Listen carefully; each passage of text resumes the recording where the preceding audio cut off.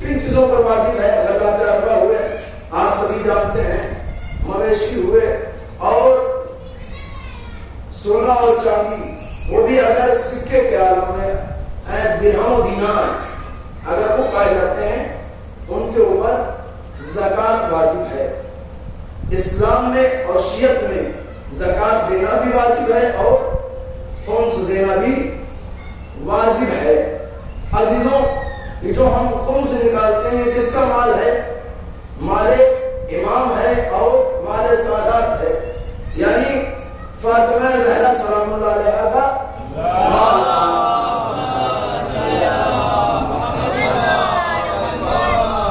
اب خود ہی انسان تصور کرے اگر کوئی شخص بیوی کے مال کو غصب کر رہا ہے، کھا رہا ہے تو اس کا حساب دینا ہے.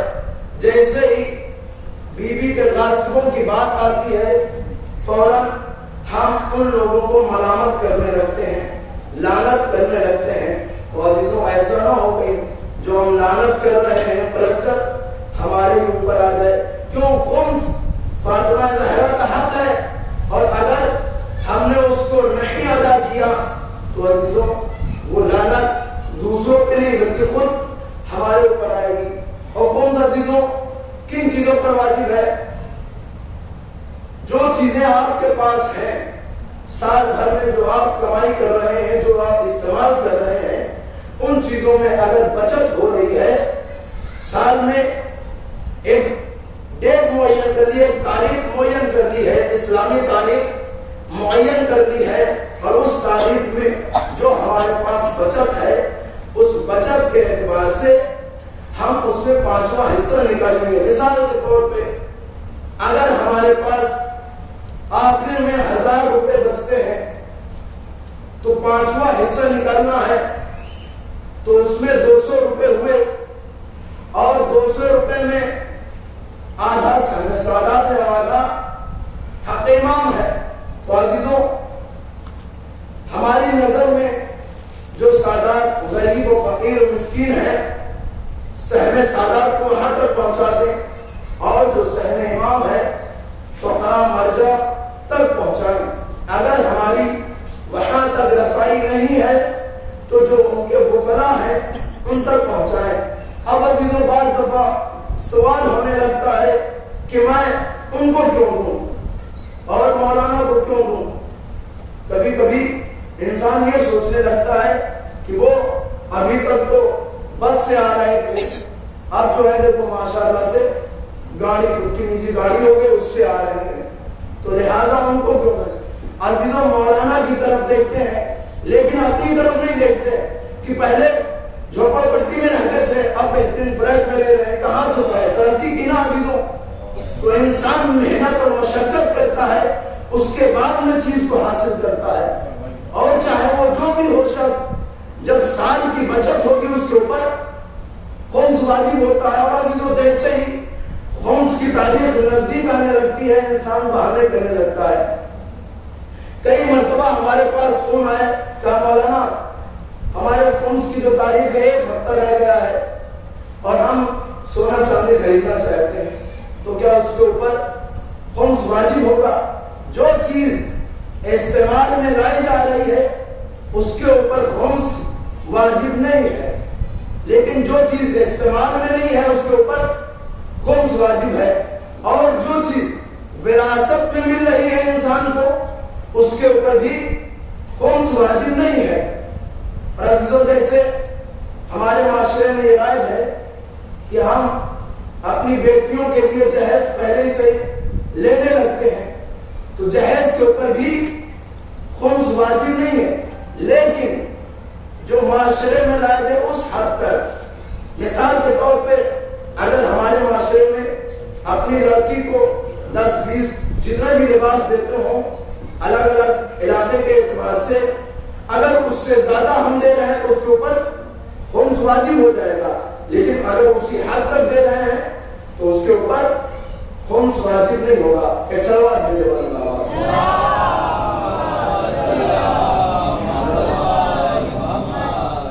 اور عزیزوں ایک اور بات کہ اگر انسان نے آج تک خمس ہی نہیں ادا کیا ہے اور وہ خمس ادا کرنا چاہتا ہے تو وہ اب کیا کرے گا؟ اس کی کئی صورتیں ہیں عزیزوں. پہلی صورت یہ کہ اگر انسان بڑا ذہین ہے، عقل مند ہے، حافظہ بہت قوی ہے، مثال کے طور پر 60-70 سال کا ہو گیا، اس کے باوجود بھی اسے وہ باتیں یاد ہیں کہ آپ جانتے ہیں فلاں سال میں، فلاں تاریخ میں، فلاں دن یہ چیز ہوئی تھی، اس میں اتنا خرچ ہوا تھا۔ اگر اس کا حافظہ تیز ہے، عقل مند ہے، ذہین ہے، تو اپنے آپ سے عزیزوں جو ابھی تک جب سے بالغ ہوا ہے، جو کمائی کی ہے، جو اس میں بچت ہوئی ہے، ایک حساب لگائے گا اور اس حساب کے تحت جو اس کے اوپر آئے گا وہ اس میں سے خمس نکال دے گا۔ ایک تو یہ صورت ہوگی عزیزوں۔ دوسری صورت یہ، اگر ایک شخص اپنی زندگی میں منظم ہے اور جب سے اس نے کوئی بزنس شروع کیا یا کمائی کا ذریعہ ہوا، تب سے اس نے اپنے ہر ایک چیز کو لکھنا شروع کر دیا کہ مہینے میں ہماری اتنی کمائی ہوئی ہے، ہم نے اتنا خرچہ کیا ہے، تو وہ اسی اعتبار سے اس لسٹ کو اٹھائے گا اور سبھی لسٹ کو جوڑنے کے بعد وہ اس میں سے خمس کو نکال دے گا۔ اور عزیزوں اگر یہ بھی ممکن نہیں ہے، ویسے زیادہ تر جو ہے انسان کے ذہن میں کوئی چیز یاد نہیں رہتی ہے، اب اگر یہ چیزیں نہیں پائی جاتی تو کیا کرے گا؟ تو عزیزوں یا مجتہد سے جس کی وہ تقلید میں ہے اس سے رجوع کرے، یا جو ان کے وکلا ہیں ان سے رجوع کرے اور ان سے مصالحت کرے، جا کے ان سے بات کرے، گفتگو کرے، اپنی بات کو بتائے، وہ کوئی نہ کوئی طریقہ نکال دیں گے اور اس طریقے سے خمس ادا ہو جائے گا۔ لیکن اس کے لیے ضروری ہے کسی ایرے غیرے کے پاس نہ جائے جو ان مسئلوں کو اچھی طریقے سے جانتا ہو، علم ہو، اس کے پاس جائے۔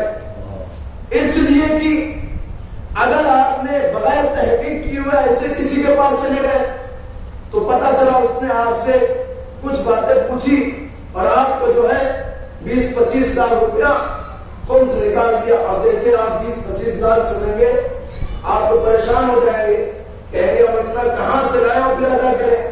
لہذا ایک سلجھے ہوئے انسان کے پاس جائے کہ جو آپ سے باتیں معلوم کرے، پوچھے اور اس کے بعد میں 20-30 ہزار یا 50 ہزار خمس نکال کے اس میں آپ نکال بھی سکتے ہیں اور آپ کو راحت بھی ہوگی اور واجبات جو آپ کی گردن پہ ہے آپ اس سے بری الذمہ ہو جائیں گے۔ ایک سلوات بھیج دے بلند آواز سے۔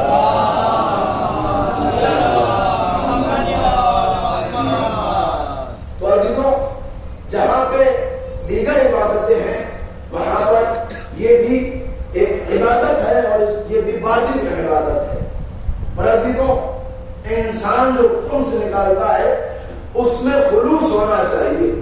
اور بہت سی ایسی ضروریات ہے، اگر ہم نے دیکھا سال بھر میں ہماری 10 روپے کی بچت ہوئی، اب انسان یہ سوچے گا کہ اس میں 2 روپے تو خمس نکلا، اب 1 روپے سادات کو دینا ہے، 1 روپے امام کا ہے، تم جس کو دیں گے اس کے سامنے ہمیں شرمندگی ہوگی نہیں عزیز، ہمیں شرمندگی نہیں ہوگی۔ کیوں؟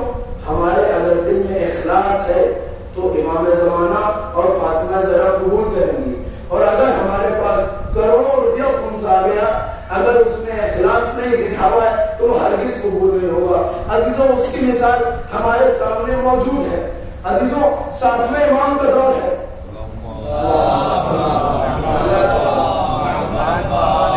7ویں امام کا دور ہے عزیزوں، اور اس میں کچھ افراد نیشاپور کے مولا کو خمس دینے کے لیے جاتے ہیں، اور اس دور میں جیسے اس دور میں بھی بہت سے لوگ یہ کہتے ہیں کہ ہم امام زمانہ ہے، دعویٰ کرتے ہیں، اس دور میں بھی کچھ ایسے افراد تھے جو دعویٰ کر رہے تھے کہ ہم امام ہیں، تو لہٰذا وہاں کے لوگوں نے کچھ سوال لکھے کہ جو ان سوال کا جواب دے دے گا وہ ہمارا امام ہوگا، اسی کو یہ خمس دیں گے۔ جب وہ نیشاپور سے جانے لگے تو عزیزوں ایک خاتون تھی، اس نے چند روپے اور کچھ کپڑا جو تھا وہ امام کی خدمت میں دیا، کہا یہ تو ہماری طرف سے امام کو ہدیہ دے دینا، تحفہ دے دینا۔ عزیزوں ہم کو بڑے تعجب سے دیکھ رہا تھا کہ اتنا کم ہے اور لوگوں کا تو بہت زیادہ تھا، تو وہ یہ سوچ رہا تھا امام کو کھول کے دیکھیں گے نا، پہلے اسی اعتبار سے قبول کریں گے۔ عزیزوں اب یہ امام کی خدمت میں پہنچا. اب جیسے ہی پہنچتا ہے عزیزوں کیا دیکھتا ہے کہ امام نے تمام لوگوں کا جو خمس لایا تھا اس کو قبول نہیں کیا. اور اس کے بعد امام نے خود کہا کہ جو اس خاتون نے تمہیں کپڑا اور جو چند روپے دیے تھے, چند سکے دیے تھے, وہ ہمیں دے دو. اور عزیزوں اس کے بعد پہلے امام نے ان کے تمام سوالات کے جواب دے دیے. مختصر کر کے آپ کے خدمت میں بیان کر رہا ہوں عزیزوں. جب مولا نے اس کے خمس کو طلب کیا اور اس کے بعد صرف یہ نہیں کہ اس کے خمس کو قبول کر لیا, اس کے ساتھ ساتھ جو خمس لائے تھے ان کو مولا نے اپنے طرف سے کچھ دینار دیے اور کفن بھی دیا. اور دینے کے بعد یہ کہا کہ جانا تم وہاں پر اور یہ بتا دینا کہ جیسے تم پہنچو گے اس کے 17 دن کے بعد وہ خاتون دنیا سے چلی جائے گی. اور جو یہ 17 دن ہے اس میں کچھ جو اس کی ضروریات زندگی ہے اس میں سے پیسہ خرچ کرے گی. بعد میں جو پیسہ بچے گا وہ اپنے تجہیز و تدفین کے لیے خرچ کر دے گی. اور اس کے بعد میں کہا کہ جب وہ دنیا سے چلی جائے تو اسے غسل و کفن دیا جائے لیکن اس کی نماز جنازہ نہیں پڑھائی جائے, اس لیے کہ میں خود آؤں گا اس کی نماز جنازہ پڑھانے کے لیے. تو عزیزوں اس کے بعد اب یہ امام کا چاہنے والا جب وہاں سے آیا تھا تو یہ سوچ رہا تھا کہ امام اس خاتون کو قبول نہیں کریں گے, لیکن امام نے اسی کو قبول کیا. کیوں؟ اس لیے کہ جو امام کو اس نے دیا تھا اس میں خلوص پایا جاتا تھا, اس میں دکھاوا نہیں پایا جاتا تھا عزیزوں. تو پروردگار کی بارگاہ میں چاہے جتنی کم چیز ہو اگر خلوص ہوگا تو قابل قبول ہے. اگر کروڑوں روپے ہیں اگر اس میں خلوص نہیں پایا جاتا تو اس کی بارگاہ میں وہ چیز قبول نہیں ہوگی. تو عزیزوں اس خاتون کو کفن دیا گیا, وہ پیسے دیے گئے. اب 17 دن کے بعد وہ دنیا سے چلی گئی, اس کو غسل و کفن دیا گیا. اب لوگ چونکہ جان رہے تھے کہ امام آ رہے ہیں اس کی نماز جنازہ پڑھانے کے لیے, تو اب عزیزوں وہاں کے جو لوگ تھے سبھی آ گئے کہ مولا کا دیدار ہو جائے گا, مولا کی زیارت ہو جائے گی. سبھی وہاں پر کھڑے ہوئے تھے. کیا دیکھتے ہیں کہ کچھ دیر میں جب مولا تشریف لائے اور ان کی نماز جنازہ کو ادا کیا اور پھر اس کے بعد میں اشارہ کیا کہ اب اسے دفنا دیا جائے, پھر مولا جیسے آئے تھے ویسے چلے گئے.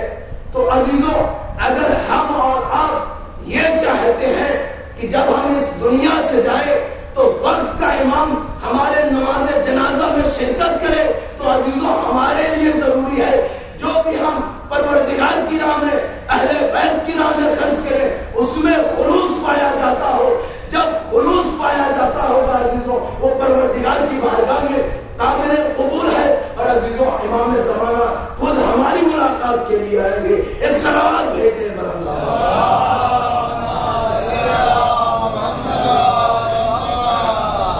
تو عزیزوں لہذا ہماری زندگی میں ضروری ہے کہ جو پروردگار عالم نے واجب چیزیں قرار دی ہیں اس کو انجام دیں اور جو حرام چیزیں قرار دی ہیں اس سے ہم پرہیز کریں. عزیزوں آج محرم کی 6 تاریخ ہوئی اور اس تاریخوں میں اکثر جگہوں پہ جناب قاسم کے مسائل بیان کیے جاتے ہیں. آپ کی خدمت میں بھی چند جملات شہزادہ قاسم کے بارے میں بیان کرنا چاہتا ہوں. عزیزوں شب عاشور آدھی رات گزر چکی, امام اپنے اصحاب و انصار اور اپنے چاہنے والوں کے درمیان بیٹھے اور ان کے ہاتھ میں ایک لسٹ ہے. مولا بیان کر رہے ہیں دیکھو کل تم شہید ہو جاؤ گے. ہر ایک کا نام لیتے ہیں اور لینے کے بعد کہتے ہیں اے اکبر تمہیں کل شہید ہونا ہے, اے محمد کل تمہیں شہید ہونا ہے, اے عباس کل تمہیں شہید ہونا ہے. ارباب اعلیٰ جب امام ہر ایک کا نام لیتے رہے جناب قاسم تڑپتے رہے, پریشان رہے کیونکہ ان کا بھی نام نہیں آیا تھا. اور کھڑے ہونے کے بعد کہتے ہیں اب مجھے ذرا ہمیں یہ بتائیے کیا ہمارا بھی اس لسٹ میں نام ہے کہ کل ہم بھی شہید ہوں گے؟ ہمارا بھی شہیدوں میں نام ہے۔ ارباب اعزاز، امام حسین نے جناب قاسم سے پوچھا بیٹا یہ بتاؤ موت تمہارے نزدیک کیسی ہے؟ تو عزیزو جناب قاسم نے کہا احلی من العسل، یعنی موت ہمارے نزدیک شہد سے زیادہ شیریں ہے۔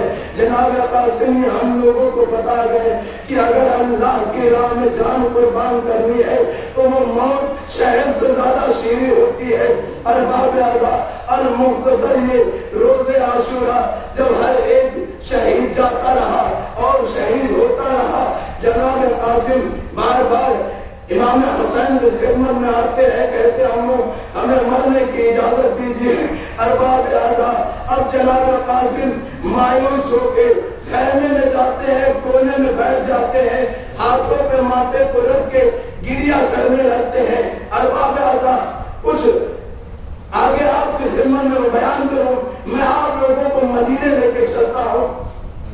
عزیزو، جب امام حسن مرتضیٰ کا آخری وقت تھا، جب ملعون نے آپ کو زہر درا سے شہید کروایا تو عزیزو امام کے بدن سے 72 جگر کے ٹکڑے تشت میں آ کے گرے تھے۔ عزیزو اس وقت جب وہاں پر جناب قاسم آئے اور امام حسن مرتضیٰ کے سینے سے لگ گئے تو عزیزو امام حسن مرتضیٰ کی زوجہ چاہتی تھی کہ ان کو وہاں سے ہٹائیں، تو امام حسن مرتضیٰ نے روک لیا اور اس کے بعد میں ایک تعویذ دیا، کہا دیکھو جب ہمارا بچہ بڑا ہو جائے تو اس کے بازو میں باندھ دینا، اور ہماری یہ وصیت ہے جب مشکلات کا سامنا کرنا پڑے تو اس تعویذ کو کھول لینا، تمہاری مشکل حل ہو جائے گی۔ ارباب اعزاز، اب جیسے ہی جناب قاسم وہاں پہ بیٹھے رو رہے تھے، جیسے ہی جناب قاسم کی ماں نے یہ دیکھا، کہا بیٹا رو کیوں رہے ہو؟ جناب قاسم نے کہا اے اماں، میں بار بار امو کے پاس جاتا ہوں، امو مرنے کی اجازت نہیں دیتے۔ عزیزو جناب قاسم کی ماں کہتی ہے، ام پروا کہتی ہے بیٹا اب اس سے بڑی مشکل اور کیا آئے گی؟ اب وہ تعویذ کھولا اور کھولنے کے بعد جیسے جناب قاسم نے وہ تحریر پڑھی، اس میں لکھا ہوا تھا اے بھیا حسین، میں کربلا میں تو نہیں ہوگا لیکن میری طرف سے میرا بیٹا میری قربانی قبول کر لینا، انکار نہ کرنا۔ عزیزو ابھی تک جناب قاسم گریہ زاری کر رہے تھے، اب چہرے پہ مسکراہٹ آئی اور سیدھے امام حسین کی خدمت میں جاتے ہیں۔ ارباب اعزاز، اب جیسے امام حسین کی خدمت میں پہنچے، اب یہ نہیں کہا کہ امو مجھے مرنے کی اجازت دے دیجئے۔ عزیزو اب اپنے بابا کا نامہ امام حسین کی خدمت میں پیش کیا، جیسے نامہ پیش کرنا تھا اب امام حسین نے اپنے بھائی کی تحریر کو دیکھا، بہت گریہ کرنے لگے، بعض روایتوں میں آئے کہ غش کھا گئے۔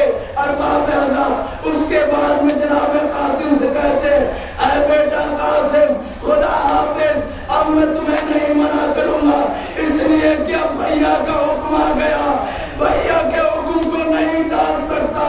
اس کے بعد امام حسین نے جناب قاسم کو سوار کیا، اب جناب قاسم مقتل میں آتے ہیں۔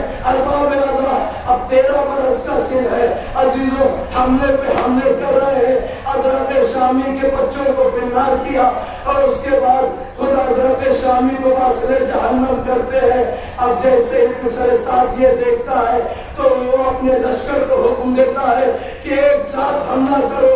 عزیزو روایتوں کے جملے ہیں مقتل میں موجود ہے، کسی ایک ظالم نے جناب قاسم کے پشت سے ایک نیزہ مارا، جناب قاسم کو گھوڑے پہ سنبھلا نہ گیا، زین سے زمین پر آئے، ایک ظالم خنجر لے کے آگے بڑھا، چاہتا تھا کہ قاسم کے سر و تن میں جدائی کرے۔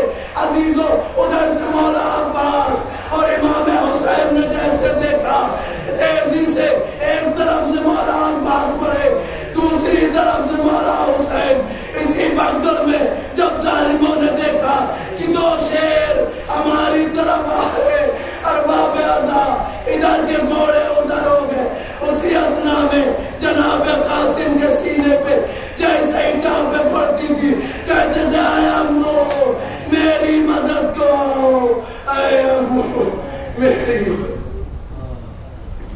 وسيعلم الذين ظلموا أي منقلب ينقلبون إنا لله وإنا إليه راجعون وسيعلم الذين ظلموا أي منقلب ينقلبون اور الہات بحق محمد و محمد کا واسطہ ہماری اس مختص عبادت کو اپنی بارگاہ میں قبول منظور فرما اور الہات بحق محمد و محمد کا واسطہ ہم دونوں میں افراد کو نیک عمل کرنے کی توفیق عنایت فرما اور برے کام سے محفوظ فرما اور الہات بحق محمد و محمد کا واسطہ جہاں جہاں اشیاء حیدر کرا محب اہل بیت ہیں ان کی جان مال عزت اور ناموس کی حفاظت فرما اور الہات بحق محمد و محمد کا واسطہ حسین و زمانہ ظہور میں تاجیل فرما اور ان کی ناصر مددگار میں شمار فرما ربنا تقبل منا انک انت السمیع الدعاء ما كنا نحسن